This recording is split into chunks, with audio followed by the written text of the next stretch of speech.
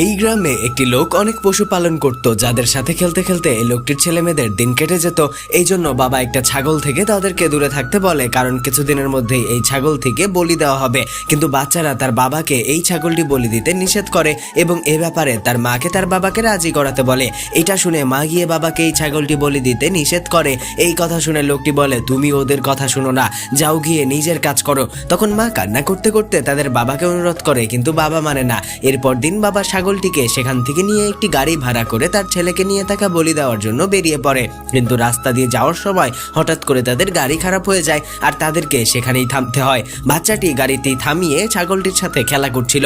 তখনই সেখানে একটি গাড়ি যাচ্ছিল যে এটার নিচে বাচ্চাটি পড়ে অ্যাক্সিডেন্ট করতে যাচ্ছিল, কিন্তু ঠিক সময়ে ছাগলটি দৌড়ে এসে বাচ্চাটিকে বাঁচিয়ে নেয়। এটা দেখে বাবা খুব খুশি হয়ে যায় এবং সে ছাগলটির উপরে খুশি হয় আর তার উপর অনেক দয়া হয় এবং সে ছাগলটিকে বলি দেওয়া থেকে বিরত থাকে।